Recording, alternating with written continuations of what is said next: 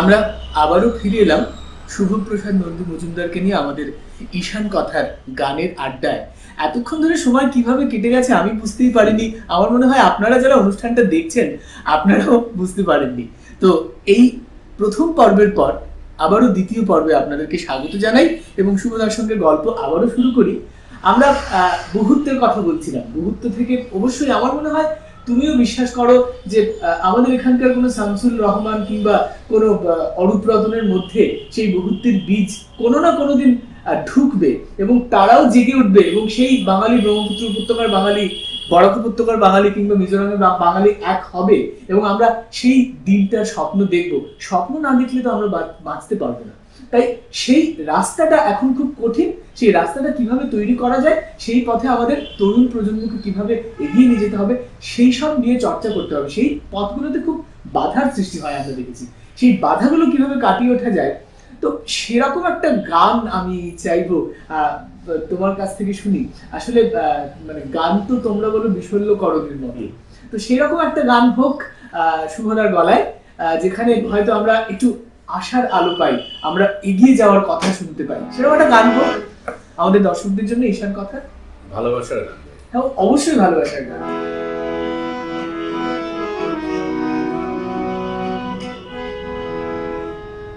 ভালোবাসি ভালোবাসি এই সুরে কাছে দূরে জলে স্থলে বাজায় বাজায় বাঁশি ভালোবাসি ভালোবাসি আকাশে কার বুকের মাঝে ব্যথা বাজে দিগন্তে কার কালো আখি আখির জলে যায় ভাসি ভালোবাসি ভালোবাসি ভালোবাসি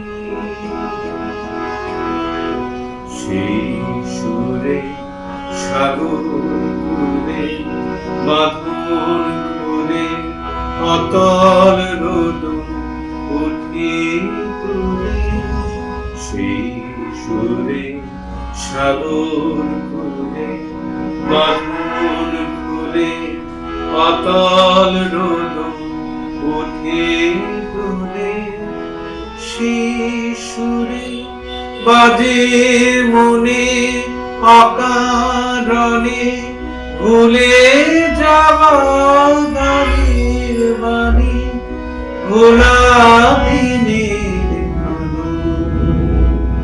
কানুন হাসি ভালোবাসি ভালোবাসি ভালোবাসি ভালোবাসি সেই সুরে কাছে দূরে জলে স্থলে বাজায় বাজায় বাঁশি ভালোবাসি ভালোবাসি ভালোবাসি ভালোবাসি।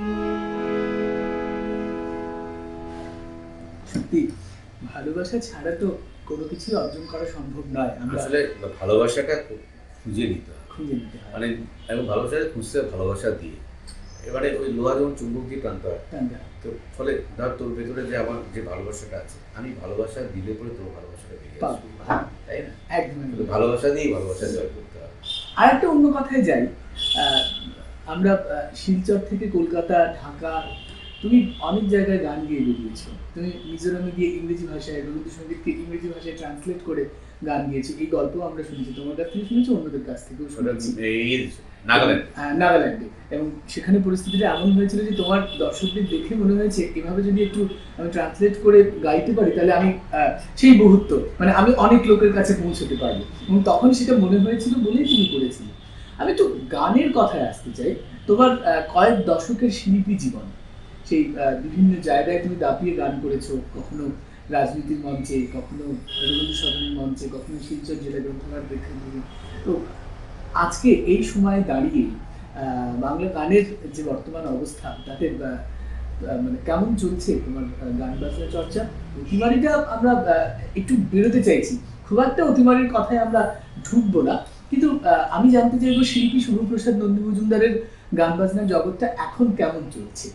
না, অতিমারিতে একটা জিনিস হয়েছে কি, যে দরজাটা বন্ধ ছিল, কিন্তু জানলা জান হ্যাঁ, মানে আমি আগে অনুষ্ঠান করতাম হয়তো এই যে জায়গাগুলো বলি হয়তো গেলাম, কিন্তু অতিমারিতে যে যেখানে যাইনি হয়তো কখনোই যাবো না, সেখানেও গান গেয়ে ফেলেছি, মানে এই প্রযুক্তিকে ব্যবহার করে। হ্যাঁ, হয়তো আমরা 25শে বৈশাখে একটা অনুষ্ঠান করেছিলাম যে দুয়ারের খিল টান দিয়ে তাই খুলেছিলাম জানলা। তো তাতে করে দেখা গেলো সেই অনুষ্ঠানে মার্কিন যুক্তরাষ্ট্রের শিল্পীরা জানা ছিল, জার্মানি থেকে, দিল্লি থেকে, চণ্ডীগড় থেকে, বাংলাদেশের সিলেট থেকে, ঢাকা থেকে, আগরতলা থেকে, সব মিলিয়ে হ্যাঁ একটা আমরা অনুষ্ঠান করলাম, মানে গোটা পৃথিবী একটা জায়গায় চলে গেলো। 19শে মে নিয়ে একটা অনুষ্ঠান করলাম, যেখানে বাংলাদেশের থেকে ইংল্যান্ডে, আমেরিকা সব মিলিয়ে। ফলে একটা সেটা একটা হয়েছে যে আমি কখনো ভাবিনি কানাডার একটা একটা সাহিত্য আসরে একটা রবীন্দ্রনাথের ঘরে বাইরে নিয়ে বলতে হলো, তারপরে এই ফ্রান্সের একটা একটা অনুষ্ঠানে এই প্রসাদকে নিয়ে একটা অনুষ্ঠান ছিল, অনেক করতে হলো, বাংলাদেশের অসংখ্য করেছি, এইভাবে মানে ওইটা হয়েছে। আর অতিমারি একটা জিনিস যেটা দিয়েছে, আমার একটা জিনিস আমার একদম চলে গিয়েছিল আসলে কি, আমি সুর করতাম আর কি, যে গানটা আমি সুর মানে করেছে, অনেক করিনি, যে কিছুটা করেছি, অগ্নি বাড়ি আছে বা এই ধরনের কিছু কিছু, তা অনেক সুর করার জিনিসটা একদম পাইনের বোর, একদম পাইনের বোনটা ইয়ে করা, একদমই চলে গেছিলাম সুর করার জন্য, আসছিল না। কারণ আমি টের পাচ্ছিলাম যে এই সময়ের সঙ্গীত যে ধরনের সুর করার দাবি করা, আমার ওই সঙ্গীত শিক্ষাটা আমার নেই। কিন্তু এই লকডাউনের পিরিয়ডে হলো কি, বসে থাকার সময় প্রথমে একটা বাংলাদেশের সিলেটের একজন সাংবাদিক এবং কবি, সেটা গান লিখে আমাকে বললো তুমি শুরু করে দাও। আমি প্রথমে রাজি হচ্ছিলাম না, তারপরে সে খুব জোর না, আপনার করতে হবে করে একটা করলাম। সেইটা লন্ডনের একজন, তিনি বললেন আমি গানটা রেকর্ড করতে চাই। তো আমার আপত্তি কি আছে, এটা আমাদের ব্যাপার, মানে আমাদের গৌরবের ব্যাপার যে এত দূরের কেউ একজন, তিনি খুব বড় শিল্পী গৌরী চৌধুরী, মানে ভারতের বা বাংলাদেশের বাইরে, ইউরোপে, আমেরিকা, কানাডায় খুব জনপ্রিয় সঙ্গীত শিল্পী, বাংলাদেশের সিলেটের লোক, লন্ডনে থাকেন। তো গৌরী চৌধুরী সেটা গাইলেন, সেটা একটা রিলিজ অনুষ্ঠান হলো সেখানে, লন্ডন ভার্চুয়াল, হ্যাঁ। তারপরে একটা ভিডিও অ্যালবাম হলো এই লকডাউন মধ্যে, লন্ডনে ওরা পারমিশন নিয়ে দুজনকে পারমিশন দিয়েছে, গিয়ে করেছে, সেইটা একটা হলো, হ্যাঁ, যেটা শুরু করা ছিল। তারপরে বীরভূমের একজন সন্তোষ কর্মকার বলে একজন অত্যন্ত প্রতিভাবান গীতিকার এবং কবি আছেন, গণনাট্য করেন, তিনি একটা গান লিখেছেন, মানে তো উনি আমাকে বলেন আমি চাই আপনি শুরু করুন। শুভদার সুর করা ওই গানটাই একটু আমাদের ঈশান কথার দর্শকদের জন্য দুটো লাইন হোক না। হ্যাঁ, আরেকটা করেছে সিলেটের একটা সুমন বলে ছেলে, তিন রকমের গান আছে, আমি একটু হ্যাঁ আমাদের ভালো লাগবে। হ্যাঁ, একটা গান ওই সিলেট, প্রথম গানটা সিলেটের অপূর্ব শর্মা, পয়লা মুক্তিযুদ্ধ গবেষক, ওর লেখা একটা গান, এবং সিলেটের যুগভেরি এই মুহূর্তে সম্পাদক, এবং এর মাধ্যমে একটা জিনিস হবে কি, সেই আমি যে নস্টালজিয়ার কথা বলছিলাম তোমাদের, সেই সময় এই ঘরে বসে আড্ডা দেওয়ার কথা, শঙ্করী হোটেলে আড্ডা দেওয়ার কথা, তারা যদি এই অনুষ্ঠানটা দেখেন তাদেরও কিন্তু খুব ভালো লাগবে, এবং তারা সেই সুরকার শুভপ্রসাদ নন্দী মজুমদারকে আরো একবার ফিরে পাবে। আমরা শুনি সেই গান, এই গানটা ছিল রাউজিং গান। জাগো মানুষ জাগো, জাগো মানুষ জাগো, শক্তি করো সঞ্চয়, বেদনার তুমি নির্ভয়, তুমি নির্ভয়, এরকম একটা করেছিলাম। আর একটা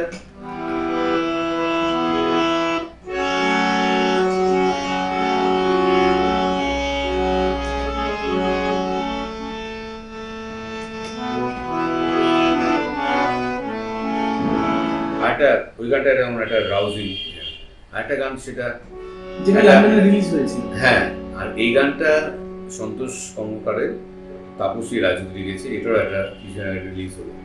এটা একটা আধুনিক গানের মতো, একটু অন্যরকম শুনে যাবে। গানের কথাটা হচ্ছে হাত বাড়িয়ে নিজে বলছি না, হাত মেলানো যাবে না। হ্যাঁ, তো আমরা একটা সামাজিক দূরত্বের কথা বলছি, তা আসলে কথাটা শারীরিক সামাজিক সামাজিক দূরত্বে গেলে তো আর কি করে নেবো, সেই ভাষা মানে প্রয়োগ হ্যাঁ হয় হ্যাঁ না। হ্যাঁ হ্যাঁ। তো তো উনি ওখানে বলছেন যে আমি গানের কথা হচ্ছে এরকম, হাত বাড়িয়ে নিচ্ছে সবাই, হাত রাখলাম আমি তোমার হাতে, কোন হিসেবে কি যে ভুলার ঠিক, আমি দিক হারাতে চাইছি তোমার সাথে, হাত বাড়িয়ে নিচ্ছে সবাই, হাত রাখলাম আমি তোমার হাতে, ঘরে ঢুকে সবে দিয়েছে আজ খিল, তারায় ভরা আকাশ অনাবিল। এরকম একটা। হ্যাঁ, আরেকটা গান সে সিলেটের সুমন বলে, সেও সাংবাদিকতা করে, আর সে লোকগানের বিরাট বড় গবেষক। করিম ভাই টুরিম ভাই ভীষণ তরুণ, তোদের চেয়ে একটু বড় হয়তো বা তোদের বয়সী হবে, কিন্তু এই বয়সে এত বই বেরিয়েছে, অত্যন্ত কুশলী। ও একটা গান লিখে আরেকজনকে দিয়ে বলেছে, এই গানটা সুরদার সুর বিনার খুব খুশি হবে, মানে এইবার ওপার বিভাজন ইত্যাদি। সেই গানটা আমি একটা সুর করে ওকে গিয়ে পাঠিয়েছি, তো লোক সুর ভেঙে। সেইটা একটা সুনামগঞ্জের একটা ছেলে লিঙ্কন কুমার দাস, সে এত অনবদ্য গেয়ে রেকর্ড করে দিয়েছে, মানে আমি বলেছি সুমনকে, এই গান আমি তার কোনদিন গাইব না, সুর করেছি আমি, কিন্তু গানটা লিঙ্কনের গান হয়ে গেল। লিঙ্কনের গান। হ্যাঁ, গানটা হয়েছে এবং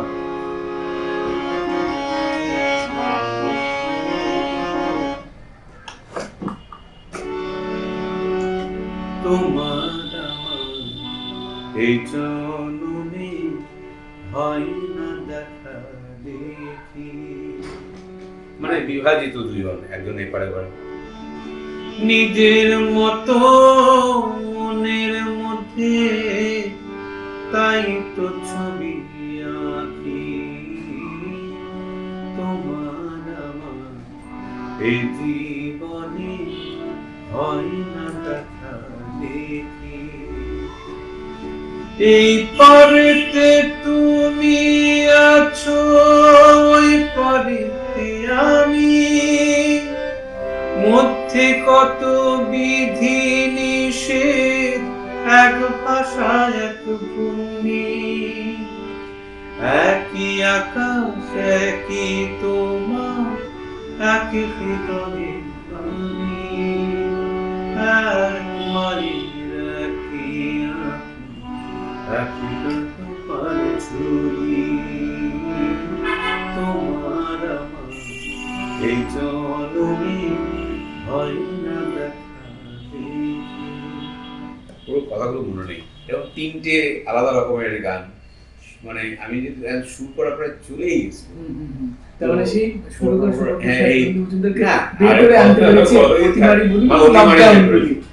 আর আরেকটা আমি শুরু করছি, পারবো না, জানি না পারবো কিনা, একজন, ওটা একটা কবিতা এবং গদ্যে লেখা কবিতা, ওটার মধ্যে কোনো অন্তর্ভুক্ত নেই, কিন্তু আমার কেন মনে হলো যে ওটা একটা গান হতে পারে, ওটাকে একটা গান করার চেষ্টা করছি, খুব ধীরে ধীরে এগোচ্ছি, একটু একটু করে ভেবে, জানি না আদৌ শেষ করতে পারবো না। ফলে এইগুলো করে আমার কেটেছে সময়, মানে এগুলো যদি না থাকতো তবে সত্যি ভীষণ রকম একটা বিষণ্ণতা, ক্লান্ত অবসাদে ঢুকে যেতাম। মানে মানে মানে এই মার্চ মাসের যেদিন লকডাউন আসে সেদিন শিবচরণে ফিরে গেছে, 4:40 কলকাতা ফ্লাইট নিয়েছে, 5টা থেকে ফ্লাইট বন্ধ হয়ে গেল। পশ্চিমবাংলায় লকডাউন 5টা থেকে হয়, আর তার 2-3 দিন হয়ে সারা দেশে লকডাউন। পশ্চিমবাংলা সেদিন দিয়ে 23শে মার্চ থেকে 5টা থেকে লকডাউন। তো সেই থেকে মানে মার্চ এপ্রিল মে মাসের শেষে একবার পাস নিয়ে বর্ধমানের অফিসে একটু কাজ করতে গিয়েছিলাম, তখন এই চেনা শহরটা, কোথাও কোনো লোক নেই, চেনা হাইওয়েতে কোথাও কোনো লোক নেই, শুধুমাত্র অ্যাম্বুলেন্স দেখা যায় আর বিভিন্ন সামগ্রিক গাড়ি দেখা যাচ্ছে, সেটা একটা বিভৎস দেখেছি। ছবি। হ্যাঁ, ছবি এইগুলো দেখে আসা, তারপরে মানে অবসাদে ঢুকে, মানে এই যেহেতু এই প্রযুক্তি আমাদেরকে এই দরজা বন্ধ হওয়া সত্ত্বেও জানালাটা খুলে দিয়েছিল বলে, তারপর পশ্চিমবঙ্গের পুরো আমফান হলো। অক্সিজেন ঢুকিয়ে গেছে, হ্যাঁ, আমফান হলো, আমফানও মানে বিপর্যস্ত বিপর্যস্ত অবস্থা হয়েছিল। তো সেই জন্যে খানিকটা, ফলে ওই সময়টা এগুলো নিয়েই ছিলাম। ফলে গান বাজনা হয়েছে এভাবে, শিলচরে অনেক অনুষ্ঠান গান গেয়েছি, একটা অনুষ্ঠান গান গেয়েছিলাম আমি নিজে কখনো। আর এটা একটা অদ্ভুত জিনিস, আমরা একটা অনুষ্ঠান করি কত লোক, 500, 700, 1000। শিলচরের একটা ওয়েটপোর্টের একটা অনুষ্ঠানে গান গিয়েছিলাম, 20,000 লোক শুনেছে। তো এগুলো কি আমরা কোনোদিন ভাবা যায়? আমার লোক কোনো অনুষ্ঠান গান শুনতে, হ্যাঁ, ভর্তি দর্শকের কয়েক গুণ। হ্যাঁ, কয়েক গুণ। তারপরে যেটা 25 বছর অনুষ্ঠান করেছিলাম, সারা পৃথিবী জুড়ে 48,000 মানুষ দেখেছি। হ্যাঁ, এইগুলো তো কোনোদিন রিচ করতে আমরা ফলে করতে পারতাম না। ফলে এইটা কতগুলো মানে ভালো দিক আমাদের মধ্যে দিয়েছে, হ্যাঁ, দিয়েছে। আরেকটা জিনিস মানে প্রতিমারির কথা বলবো, এই জন্য আমাদের একটা জিনিস বুঝিয়ে দিয়েছে যে যে যতই বড় বড় বক্তৃতা বলে, সবার উপরে মানুষ সত্য, সবার উপরে প্রকৃতি সত্য। প্রকৃতি সত্য, হ্যাঁ, সত্যি তাই। হ্যাঁ। আর আরেকটা জিনিস বুঝিয়ে দিয়েছে, সবার উপরে প্রকৃতি সত্য, আর প্রকৃতি জানবার চাবি কবজন না, তার জন্য বিজ্ঞান। বিজ্ঞান, বিজ্ঞান, হ্যাঁ, একদম। প্রকৃতির কাছে মাথা নত করতে হবে, বিজ্ঞানের কাছে আশ্রয় নিতে হবে, এই দুটো শিক্ষা দিয়েছে। সত্যি তাই। যাই হোক, আমরা এই প্রসঙ্গ থেকে এবারে যে কথায় ঢুকবো, শুভপ্রসাদ নন্দী মজুমদারের খুব ভালো লাগবে, আমরা বলতে চাই তার কথা। আমাদের প্রাণের মানুষ, আমাদের মনের মানুষ, যাদের বাড়িতে বসে আজকের এই অনুষ্ঠানটা হচ্ছে ঈশান কথার, সেই আমাদের কিংবদন্তি ব্যক্তিত্ব কালিকা প্রসাদ ভট্টাচার্যের কথা, যাকে আমরা কয়েকদিন আগে, আমি এখনো বলবো কয়েকদিন আগে, যাকে আমরা হারিয়েছি। হারাবার কোনো কথা ছিল না, আমাদের হৃদয়ে তিনি আছেন, কিন্তু সত্যি সত্যি দেহে তো আর নেই। সেই কালিকা প্রসাদ ভট্টাচার্যের সঙ্গে শুভপ্রসাদ নন্দী মজুমদারের কত সময় কেটেছে সেটা বোধহয় হিসেব করে বলা যাবে না। তাদের গানের সময়, তাদের গবেষণার সময়, অনেক সময় তারা কাটিয়েছেন নানাভাবে।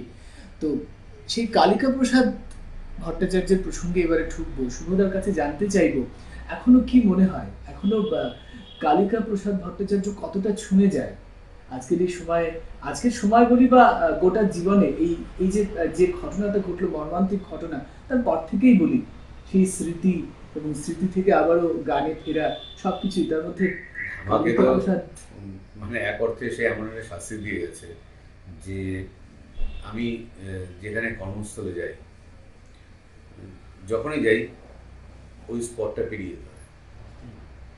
বেরিয়ে যাই, বিকেলে যাই, রাতে যাই, আজ বলতে একটা বারও হলো না যে অন্য মনস্কভাবে পেরোতে পারলাম। ওইখানটা এলেই বিপদটা কেমন করে ওঠে, শূন্যতাটা হু তো এটা আবার ঠিক। আমি ওকে নিয়ে একটা লেখায় লিখেছিলাম যে ও যখন ছিল তখন তো প্রসাদ হয়েছিল, এত কাছে ছিল আর কি, যে ওকে ভালো করে মানে ও চলে যাওয়ার পর জন্য আরো মানে অনেক বেশি করে ফিরে আসছে। যে চেহারা ফিরে আসে ওইগুলো তো ও থাকলে কখনো ভাবতাম না। ও নেই বলে ও নতুন নতুন করে প্রতিদিন ফিরে আসে। আর যখনই মানে এমন একটা জিনিস হচ্ছে কি, আমার মানে ও কি ছিল আমি জানি না, মানে একটা জিনিস হচ্ছে যে আমার মেয়ে বলে যে কখনো ও তোমার বাউন্সিং ওয়াল ছিল। আমি কোনো একটা কথা বললে পরে সেই কথাটাকে আমি আবার শুনতে চাইতাম ওর মুখ দিয়ে। মানে ও কখনো কখনো আমার প্রতিধ্বনি ছিল, আবার কখনো ছিল ও আমি যেটা উচ্চারণ করলাম ওটাকে একটু শুদ্ধ করে দেওয়া, ওইটাও করতো, ও সংস্কার করতো। ছোটো ছিল ঠিকই আমার চেয়ে, কিন্তু অনেক বড় ছিল। হ্যাঁ, ওকে তো আমি প্রথম কবে দেখি, সেদিনটা কি একটা দিয়েছিল, প্রথম এবারেতেই দেখি, কিন্তু সেটা আমার মনে নেই। আমরা 1971 সালে আমরা শিলং থেকে শিলচরে আসি। হ্যাঁ, 17 অক্টোবর শিলচরে আসি। আর ওর জন্ম 70 সালের 11 সেপ্টেম্বর। তো তারপরে এখানে আনুপিসির কাছে নেহরু জন্মজয়ন্তীর জন্য গান শিখতে এসেছি। আবছা মনে পড়ে, কোলে একটা শিশু ঘুরছিল, কিন্তু অতঃপর প্রথম যেটা মনে পড়ছে সেটা সম্ভবত 72 কি 73, মানে ওর 2.5 কি 3 বছর বয়স। আমরা বিশ্ববিদ্যালয়ে গান শিখতাম। ওর বাবা রাম কাকু আমাদের বিশ্ববিদ্যালয়ের সচিব ছিলেন, সম্পাদক। তো ওনার সঙ্গে বিকেলবেলা বেবি স্যুট করে এখানে কাজলের টিপ, এখানে কাজলের হাতি করে করে রাম কাকু আর ওর হাঁটাটা খুব একরকম। তো হাঁটার মধ্যে এইটুকু ছোট্ট একটা ছেলে যে রাম কাকুর মধ্যে আছে, তো আসতো। আর আমরা, ও খুব আদুরে ছিল, তো ওর দিদি আমরা একসঙ্গে গান শিখতাম প্রতিনিয়ত। তো আমরা ওকে নিয়ে সবাই করে নিয়ে লুফালাফি করি, মানে আমাদের কাছে পুতুল খেলা। তো কিছুদিন বাদে একটু বড় হলো, তো ওই আসতো, তো আমাদের রিহার্সালের পেছনে ওকে একটা ছোট তবলা দিয়ে বসে রাখা, ওটা সে বায়াতে একটা তবলা না পেলে রাগ করতো। তখনও একটা খেলার সুযোগ। তারপর আস্তে আস্তে আমি দেখতাম শিবুদা ওকে ট্যাবলার ঠেকা ছিল, এমন বাজাও প্রসাদ এভাবে বাজাও। ওইটুকু দেখে আমি চলে এলাম বর্ধমানে। একদিন মাঝখানে এসেছি, এসে এই দিক দিয়ে সেন্ট্রালতে যাচ্ছি, ওরা দেখি হাফ প্যান্ট নয়, পাজামা পরা প্রসাদ শুভদা বলে রিক্সা দাঁড় করেছে। আমার একটা ডিবেটের পয়েন্ট, বাবা প্রসাদ বড় হয়ে গেছে। হ্যাঁ ঠিক আছে ঠিক আছে করে এখানে একটা দোকান ছিল, কাগজের দোকান, ওইখানটায় বসে সে কি একটা ডিবেট করে তার পয়েন্ট হয়েছে। তারপরে আমি বর্ধমানে ফিরে গেলাম ফাইনাল পরীক্ষার সময়। হঠাৎ একদিন রোববার গণশক্তির দিকে ছবি, যে আসাম চুক্তির বিরুদ্ধে একটা পথসভা, ছাত্রনেতা কালীকর প্রসাদ ভট্টাচার্য করতে গেছে। বাবা প্রসাদ তো বড় হয়ে গেল, ছাত্রনেতাই হয়ে গেল। তারপরে পাশ করে আসার পরে এখানে আমরা গণনাট্য শুরু করলাম, ও গণনাট্যে আছে। তারপরেও কি করে আমার 24 ঘন্টার সঙ্গী হয়ে গেল, ছিল এক খেলার পুতুল, হয়ে গেল 24 ঘন্টার সঙ্গী। গণনাট্য করি সর্বক্ষণ, আমি যেখানে আছি ওখানেও আছে, ও যেখানে আছে আমি আছি, এবং ও আমার সাথে তবলা বাজায়। একটা হতো ও বাজাতো, তুমি গাইতো। হ্যাঁ, এবং ওর একটা অদ্ভুত ক্ষমতা ছিল যে আমি গানে যে মুহূর্তে একটা কর ধরবো আর কি, ও বুঝে পাবে আমি কি গান গাইবো। মানে ও এমন একটা ক্ষমতা ছিল, আমি হারমোনিয়ামের কর্ডটা এনে ধরলাম, এনে করলাম, ও বুঝে না কি থাকবে। ও যদি পছন্দ না হতো সুবিধা, দুজনের একসাথে করা একটা প্রিয় গান। এটা কোথায় খুব প্রিয় গান।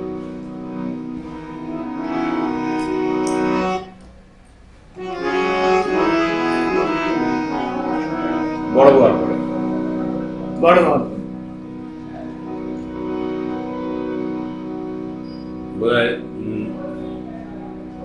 শেষ পর্যন্তই যখন মানে প্রথমত গাইতে বললো বলে শুধু দেখা গাবো।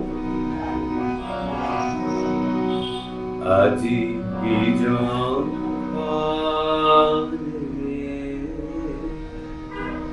নিশীথ রাতে আসবে যদি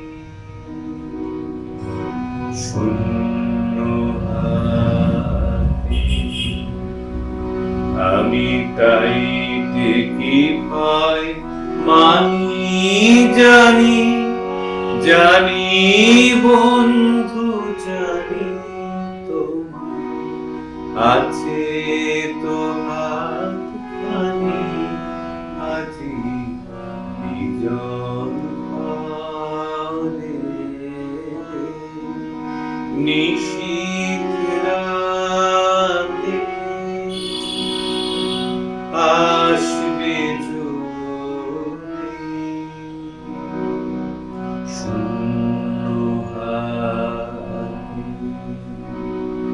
আমি তাই দেখি ভয় মানি জানি, জানি বন্ধু জানি তোমার আছে তো হাতখানি, আজি বিজন ঘরে। ওটা গাইছিলাম, যেটা বলছিলাম। তো একসঙ্গে তো খেলার সঙ্গী হয়ে গেল। তারপরে এক সময় সে কলকাতা চলে গেল, কম্পারেটিভ লিটারেচার নিয়ে পড়লো। ওর জ্ঞানের পৃথিবী অনেক বড় হলো। এলে বলতো, অবাক হয়ে শুনতাম কথা, বুঝতে প্রসাদ বড় হচ্ছে। 2017 সালের 7 মার্চের পর ও শুধু মানে ও আসলে আমার তো অনুযোগ ছিল, ও আমার চেয়ে অনেক বড় হয়ে গেছে। মানে লোকে বলে যে ও তো তোমার সঙ্গে ছায়া সঙ্গী ছিল, এই ছিল সেই ছিল, কিন্তু ওর মৃত্যু ওকে মানে আমার মানে ওই গুরুরা সহ্য হয়ে গেছে, ওই মুর্শিদ হয়ে গেছে মানে। আর খুব একটা বড় কথা, মুর্শিদ হয়ে যায়। মানে ও একদিন আমার ছোটবেলায় খেলার সঙ্গী ছিল, আর হতে হতে হতে হতে এখন আর চিরজীবন, এখন তো ওকে জিজ্ঞেস করতে পারি না, কিন্তু যখনই কোনো কিছু ভাবি তখন আচ্ছা এরকম তার প্রসাদ কী বলতো, ওটা আমি কী বলতো, এরকম ভেবে ভেবে চলি। আমি পড়ি যে একটা ওকে নিয়ে একটা লেখায় শিরোনামটা দিয়েছিল ওটা রবীন্দ্রনাথের গানের লাইন দিয়ে, শূন্য করে ভরিয়ে দেওয়া যাহার খেলা তারিরা রইল বিশেষ সকল বেলা। তো শূন্য করে কী হয় যেন একটা ভরিয়ে দিচ্ছে, মানে একদিক দিয়ে শূন্য করে দিয়েছে, আর একদিক দিয়ে এত প্রসাদের এত দিক আমার কাছে আবিষ্কৃত হচ্ছে, এত দিক ভাবছি। এবং আমি দেখছি যে আমি এবং আমার মৃত্যুর পর আবিষ্কার করলাম যে সীমান্তহীন বাঙালি, মানে সত্যি বলছি, মানুষ বলবে তুমি বলতে একটা অসুবিধা, যে বলবে তুমি নিজের মানুষের বলছো, কিন্তু এমন সীমান্তহীনতা না, আমি জানি না রবীন্দ্রনাথের পর কোন বাঙালির হচ্ছে না। আমরা সকলেই কোনো না কোনো অর্থে, কেউ পশ্চিমবঙ্গের, কেউ পূর্ববঙ্গের, কেউ আসামের, শক্তি কর্মচারী আমাদের এখানকার, শামসুর রহমান বাংলাদেশের, সুনীল গঙ্গোপাধ্যায় পশ্চিমবাংলার। ও মারা যাওয়ার পরে আমি দেখলাম যে পশ্চিমবাংলার লোক মানে ঘরের ছেলে হারিয়েছে কান্না করছে, কারণ ও পশ্চিমবাংলাতে একটা প্রতিষ্ঠিত শিল্পী ছিল। আমরা টিভিতে দেখলাম বাংলাদেশের লোক কাঁদছে, কেন কাঁদছে? ওখানকার গান ওকে পৃথিবীতে বসিয়েছে, ও আমাদের ছেলে, আর আমরা তো বলছি আমাদের ছেলে। আর ও সত্যি সত্যি কাঁটাতারে বিশ্বাস করতো না। ওর মৃত্যু মানে ও একটা কথা বলি, বাংলাদেশের যিনি সংস্কৃতি মন্ত্রী আসাদুজ্জামান নূর ছিলেন, উনি ওর জীবিত থাকার সময় একটা কথা বলেছিলেন, আর ও মারা যাওয়ার পর একটা কথা বলেছেন। ও দুটো কথা দিয়ে প্রসঙ্গে ছেড়ে দেয়। উনি জীবিত থাকার সময় একবার একটা অনুষ্ঠানে বলেছিলেন যে ভারতবর্ষকে আমি অন্য কোনো কিছুর জন্য দিয়ে হিংসা না করি, একটা কোনো হিংসা করি, ওদের একটা কালিকা প্রসাদ আছে, আমার নেই। কত বড় কথা। আর ও মারা যাওয়ার পর, ও মারা যাওয়ার পর সেই আসাদুজ্জামান নূর বলেছেন, বাঙালি হিসেবে আমরা গর্ব যে আমাদের একটি কালিকা প্রসাদ আছে। তখন কিন্তু সব সীমান্ত, আর ভারত ভাবছে না, সীমার মাঝে। হ্যাঁ, ফলে ও একটা সীমান্তহীন বাঙালিত্বের প্রতীক। হ্যাঁ, আর ওর মধ্যে একই সঙ্গে একটা হৃদয়বান মানে হৃদয়বান লোকায়ত শিল্পী আছে, একই সঙ্গে মেধাবী গবেষক আছে। হ্যাঁ, দুটোর একটা মেল অদ্ভুত। এবং মানে আমি বলি কালিকা প্রসাদ হতো না, এই কথাটা আমি ঠিক ওইখানটায় যেতে চাই। আমি আমার এক্ষুনি মনে হচ্ছিল কথাটা, যে কালিকা প্রসাদ তখনও কালিকা প্রসাদ হয়ে ওঠেননি। আমরা সেই এপার বাংলা ওপার বাংলায় একটু যেতে চাইছি। গানে যাওয়ার আগে আমি বলতে চাইছি যে কথাটা, সেটা হচ্ছে যে তখনও কালিকা প্রসাদ হয়ে ওঠেনি। পশ্চিমবাংলায় গিয়ে দোহার করা কিংবা তার পরবর্তীতে যে বিস্তৃতিটা আমরা দেখেছি সেটা তৈরি হয়নি তখন। কিন্তু ওই সময়ে দাঁড়িয়ে এরকম একটা গান, এরকম একটা কালজয়ী গান, যা আমি বলবো যে আন্তর্জাতিক স্তরে পৌঁছে গেছে, তোমাদের মাধ্যমে হোক বা আরো অন্যান্য শিল্পীদের মাধ্যমে হোক, সেই গানটা গড়ার যে আতুর ঘরটা ছিল, তোমরা যারা ছিলে তখনকার কোনো স্মৃতি, তোমার ভালো লাগার কোনো স্মৃতি যদি? এই বাড়িতে আমি বলছি, এর আগে একটা কথা বলি, এই ঘরটা উল্টো দিয়ে একটা কাঠের, তখন কাঠের ওই দোতলা, ওই উল্টো দিয়ে ঘরটাতেই অনন্তকুমার ভট্টাচার্য লোকবিচিত্রার মহড়া করছে। অন্তু কাপুর একজন অদ্ভুত মানুষ ছিলেন, যিনি প্রথম জীবনে অত্যন্ত শৌখিন মানুষ ছিলেন। হ্যাঁ, উনি তবলা বাজাতেন, ক্লাসিক্যাল গানের সঙ্গে তবলা বাজাতেন, ইত্যাদি করতেন, অন্য জগতের লোক ছিলেন। এবং ওনার জামা কাপড় বম্বে থেকে তৈরি হতো, বম্বে থেকে ড্রাই ক্লিনিং হয়ে আসতো। তখনকার সময় শিলচর থেকে বম্বেতে যেত, ওনার একটা মাপ দেওয়া ছিল, ওখান থেকে কাপড় জামা আসতো। তখন কেউ এসএস পরীক্ষার ইন্টারভিউ দিতে হলে ওনার কাছে জামা কাপড় ভাড়া নিয়ে যেত। এত শৌখিন জামা কাপড়, ওরা কলকাতা থেকে, বম্বে থেকে এত শৌখিন। সেই লোকটার জীবন আমূল পাল্টে যায় একটা লোককে পেয়ে, তার নাম তুরফান আলী। সেটা রিক্সাওয়ালা ছিল, লোকশিল্পী ছিল। তারপরে অন্তু কাকু সেই বিলাসের পোশাক শৌখিনতা ছেড়ে সাদা কুর্তা পাজামা ধরলেন, সেই শাস্ত্রীয় সঙ্গীতের ছেড়ে লোকগানে গেলেন। তুরফানকে নিয়ে রিক্সায় তিনি এই বরাকপুরটা গ্রামে গঞ্জের আখড়ায় মোকামে ঘুরে ঘুরে গান সংগ্রহ করতেন অন্যরূপ। এই যে তুরফান রিক্সাওয়ালা একজন লোকশিল্পী, কালিকা ছোটবেলা এই তুরফানের কোলে হতো, তুরফান খুব ভালোবাসত। ওর গায়ে রিক্সা চালিয়ে আসতো, ঘামতো, ওর গায়ে ঘামটা চাটতো, বাড়ির লোক ওকে বলতো এই কি ঘাম চাটিস, ও বলতো যেহেতু বাড়িটার গোড়া পরিবার, বলতো না না ও আমি খবর নিয়েছি তুরফান অসম্ভব ব্রাহ্মণ, মানে মানে এরকম মানে এলেই তুরফানে করে উঠে যেত। আমি বলি ও শেষে ওই অন্তুবাক্য গণনাট্য টনাট্য সব সেরে গেল যাদবপুর বিশ্ববিদ্যালয়ে তুলনামূলক সাহিত্য বিভাগে শিবাজী বন্দ্যোপাধ্যায়। তো ওই শিবাজী বন্দ্যোপাধ্যায়ের ওখানে ক্লাসরুমে যত ছেলে পড়তো আর কি, তাদের মধ্যে অন্তত একটা ছিল খুঁজে পাওয়া যাবে না যারা জীবনে এরকম একটি তুরফান আলীর কোলে উঠেছিল, তার ঘাম ছেড়েছিল। আর তুরফানের কোলে যারা উঠেছিল তাদের কেউ শিবাজীদার ওখানে পৌঁছতে পারেনি। এই তুরফানের কোল থেকে শিবাজীদার টোল, এই দীর্ঘ মহাযাত্রা, এইটার নাম হচ্ছে কালিকা প্রসাদ। কারণ ও লোকায়ত শিল্পীর ঘাম চেটে তার ব্যাপটাইজড হয়েছে, বুঝলো না? ওইটা সারা জীবন ওর আছে, ওই তুরফানের ঘামটা ওর সারা জীবন ওর মেধার মধ্যে চর্চার মধ্যে আছে। শিবাজীদা আছে, এই শিলচরের এই ছাত্র আন্দোলন পূর্ণপ্রিয় সবাই আছে, অন্তু বাপু আছে, মুকুন্দ বাপু আছে, আনুপিসি আছে। কিন্তু এই যে স্টার্টিং পয়েন্ট তুরফানের কোল শিবাজীদার টোল, এইটা আর কারণ বাংলা সংস্কৃতি জগতে কোনো লোক বলতে পারবে না তার এই যাত্রা আছে। এইটা হচ্ছে কালিকা। এই গানটা ও গান লেখা যখন শুরু করলো, ওর সহজ ছিল, খুব অমনোযোগী ছিল। হ্যাঁ, এগুলো খুব পার্টিকুলার ছিল না। যেমন ওর রেডিওর চেক জমা দিত না, ওর অনেক সময় তোষকের তলার থেকে চেক বেরোতে জমা দেওয়া হয়নি, জমা দিল।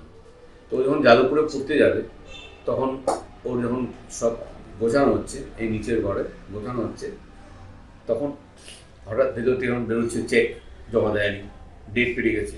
আনুপিসি আমাকে তুই নিয়ে যায়, কত চেক নিয়ে যে আবার রিভ্যালিডেট করে করিয়েছে, তো করে লাভ। ভরা একটা কাগজের টুকরো ছিটকে এসে নিচে পড়েছে। কেন তুই দেখে তো দেখি এমনিতেও সব গানটা লিখে আমাকে দেখানি, মানে সবসময় দেখা এইটা না এটা করেছে, কি এটা দেখি না কেড়ে নিয়েছি, নিয়ে সুমদা প্লিজ দেখো না এটা দেখো না, আমি খুলে দিই গান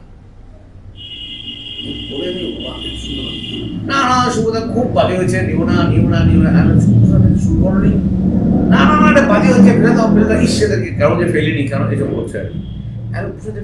ভীষণ সুন্দর, না লোকের বলবে পুতুলের গানের নকল, না সম্পূর্ণ আলাদা জিনিস, ওরা শুরু করো না, আমি করি, হ্যাঁ তুমি করো, না করতে হবে ফেলে দাও না করি। এবারে আমার ও বিকেলের নাইট সুপারে এখান থেকে গুয়াহাটি যাবে, গুয়াহাটিতে ট্রেন ধরে যাবে।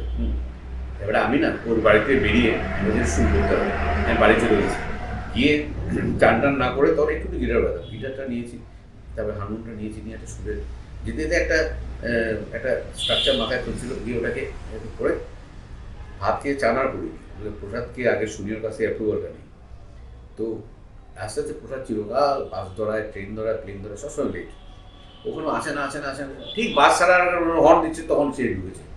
আমি প্রসাদ এইবার সবাই বলছে এই ছাড়া বাস ছেড়ে দেবে, হ্যাঁ প্রসাদ শোনা যেরকম শুরু করেছে ঠিক আছে না শোনা ওগুলোকে টেনে দরজা উঠছে, আমরা এখন টেনে ও কানে দুলাইন বলছে, তখন মিচকে বলছে ভালো হয়েছে চলে গেল। তারপরে এটা শুরু হলো লজ্জায় গাই না, এই কালীপ্রসন্ন ঘটনা শুনে খুব প্রশংসা করলাম। তারপরে আমি ত্রিপুরা একটা গায়ে দিলাম, যেমন লোকে খুব নিচ্ছে, বাংলাদেশের মানুষ লোক এদিকে সিলেটের লোকের বিরাট খুশি হলো। এখন তো এমন হচ্ছে 19শে মে দিন গাইতে এসে আমি গাইতে পারি না, মঞ্চুরের দিকে আগে কেউ না কেউ গেয়ে দিয়েছে। এবং আমার একটা ছোট্ট অভিজ্ঞতা আছে, আমি দেখেছি তুমি করিমগঞ্জে অনুষ্ঠান করো, হাইলাকান্দিতে অনুষ্ঠান করো, এটা এরকম হয়েছিল যে এই গানটা শুভদার গান এরকম বলতে, এটা দেখা গেছে যে শুভদা সবসময় গায় এই গানটা, এটা কে লিখেছেন কে সুর করেছেন ওইগুলো জানার প্রয়োজন নেই, এত জনপ্রিয় হয়েছিল গানটা, এত মানুষের হৃদয়ে গেঁথে গিয়েছিল সবাই বলতে এটা শুভদার গান, এরকম হয়ে গেছিল। গানটা একটু শুনি আমরা, আজকের অনুষ্ঠানটা আমরা শেষ করব এই গানটি দিয়ে। ঈশান কথার দর্শকদের একটা কথাই আমি বলবো, একটু আগে রিজওয়ানা চৌধুরী, আমাদের একজন বরেণ্য শিল্পী রিজওয়ানা চৌধুরী বন্যার কথা এসেছিল, তিনি বলেছিলেন তার কিছু কাজকর্মের ক্ষেত্রে, তার কিছু অর্জনের ক্ষেত্রে বলেছিলেন চাওয়ার অধিক পরম পাওয়া।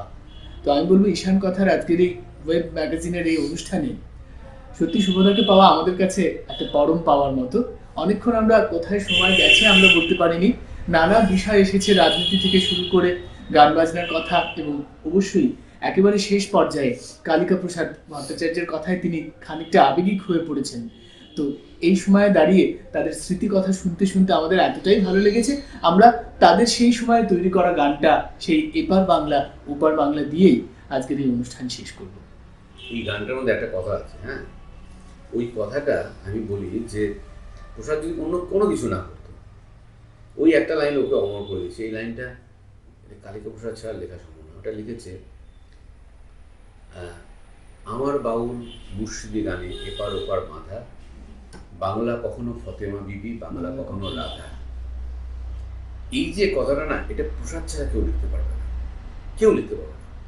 আবার এটা প্রসাদও লিখতে পারতো না যদি না ওর কাকার নাম অনন্ত কুমার ভট্টাচার্য হতো। ওর অনন্ত কুমার ভট্টাচার্যর কাকা হলেও এটা সম্ভব ছিল না যদি না ওই অনন্ত কুমার ভট্টাচার্যের সাথে একজন কালাশাহ পীর বলে একজন লোকশিল্পী দেখা হতো। কারণ সেই কালাশাহ পীর মনে বলছে, বল তো বেটা, তোদের রাধা আর আমাদের কি, তোমাদের কি ফতেমা, ফতেমা আর রাধা এক। এটা কালাশাহ সবসময় আর মতো সবসময় বলতেন। এইটা প্রসাদের কোথাওটা ছিল যে ফতেমা আর রাধা এক। এটা তার মনে হচ্ছে ফতেমা রাধা এক শুধু নয়, বাংলায় কখনো ফতেমা, বাংলায় কখনো রাধা। আর সিলেটের মাহবুব মিলেন একটা কথা বলেছে, ফতেমা আর রাধা দুটোকে বাংলা বলার মধ্যে কালিকা একটা গভীর গভীর গভীর রাজনৈতিক কথা বলেছে। কি বলেছে? বলছে রাধা হচ্ছে অনন্তকাল প্রতীক্ষায় আছে কৃষ্ণের জন্য, কৃষ্ণ আসে না, হ্যাঁ, সে পায়নি, সারা জীবন অপেক্ষা করেছে, পায়নি। আর ফতেমা সব ছিল, সে কারবালার প্রান্তরে সব হারিয়েছে। বলছে বাংলা হচ্ছে দুদিক, এপারে বাঙালি ওপারে বাঙালিকে দেখবে দেখবে, এদিন সব ছিল, সব হারিয়েছে। আর একদল মানুষ অপেক্ষাই করে গেছে, সে পেরোনা। যদি এপারে মানে বাস্তুহারা বাঙালি আর ওপারে বাঙালি, সে বলেছে এইটা, ফলে আমি বলি এইটা এইটা এইটা সম্ভব না, অন্য কারো পক্ষে লেখা সম্ভব না, এটা প্রসাদে লিখতে পারে। এপার বাংলা ওপার বাংলা, মধ্যে জলধি নদী, নির্বাসিতা নদীর বুকে বাংলায় গান বাঁধি। এপার বাংলা ওপার বাংলা, মধ্যে জলধি নদী, নির্বাসিতা নদীর বুকে বাংলায় গান বাঁধি। বাংলায় কাঁদে বেহুলা ভেলায়, দেশ বিভাগে শ্মশানে, 21-19 রফিক কমলা, জলে রাজপথে ময়দানে। বাংলায় আমার দেশটা মেটার, জল নয় তো পানি। বাংলায় আমি রবি ঠাকুর আর জীবনানন্দ জানি। আমিও শিখেছি আয়ে অজগর, মানে শুধু বন্যা। প্রথম প্রেমে শব্দ বলেছি, শ্যামল বরণী কন্যা। আমার বাউল মুর্শিদি গানে এপার ওপার মাথা, বাংলা বাংলা কখন ফতেমা বিবি, বাংলা কখনো রাধা। বাংলা কখন ফতেমা বিবি, বাংলা কখনো রাধা। ছিন্ন বাস্তু নির্বাসিত এপার ওপার গেছে, ছিন্ন বাস্তু নির্বাসিত এপার ওপার গেছে। মার দুধটুকু তবুও আমায় বাংলায় শিখিয়েছে। এবার বাংলা ওপার বাংলা মধ্যে চলো ধীরে, নির্বাসিতা নদীর বুকে বাংলায় গান বাঁধি। নির্বাসিতা নদীর বুকে বাংলায় গান বাঁধি। এক কথায় বলবো, আহা, সত্যি এই গানটা শুভপ্রসাদ যখন করেন তখন আমাদের মনে হয় যে আমাদের কোথাকার, আমাদের এই বড় উপত্যকার, আমাদের এই ঈশান কোণের কথা যেন সারা বিশ্বে পৌঁছে দেওয়া হচ্ছে এই গানটির মধ্য দিয়ে। যে শেষ কথাটি, তপদেববাবু বলেছিলেন এটা আমাদের জাতীয় সঙ্গীত। এটা আমাদের জাতীয় সঙ্গীত, সত্যি এটা আমাদের জাতীয় সঙ্গীত, এবং এটা জাতীয় সঙ্গীত হয়ে অনন্তকাল থাকুক কালিকা প্রসাদ ভট্টাচার্যের মধ্য দিয়ে, শুভপ্রসাদের গানের মধ্য দিয়ে, এবং আপামর বাঙালির মধ্য দিয়ে। বাঙালি যতদিন বেঁচে থাকবে আমরা বিশ্বাস করি পশ্চিমবঙ্গের বাঙালি তাদের মতো করে বলবেন, বাংলাদেশের বাঙালি তাদের মতো করে বলবেন, ত্রিপুরার বাঙালি তাদের মতো করে বলবেন, কিন্তু আমরা আজকে এই ঈশান কথার অনুষ্ঠানে দাঁড়িয়ে আমাদের মতো করে বলবো যে এই গানটি সত্যি বাঙালির জাতীয় সঙ্গীত, আমাদের জাতীয় সঙ্গীত। থাকুক এই গানের মধ্য দিয়ে কালিকা প্রসাদ বেঁচে থাকুন। শুভদাকে অসংখ্য অসংখ্য ধন্যবাদ আমাদেরকে এতটা সময় দেওয়ার জন্য, এত ব্যস্ততার মধ্যে। শিলচরে এভাবেই আসা হোক, আরো আরো আসা হোক, আমাদের সঙ্গে এভাবে অনুষ্ঠানে আরো আরো দেখা হোক, এই আশা রইল। আজকের অনুষ্ঠান এখানেই শেষ করছি। আপনারা সবাই ভালো থাকুন, খুব ভালো থাকুন। সকলকে নমস্কার।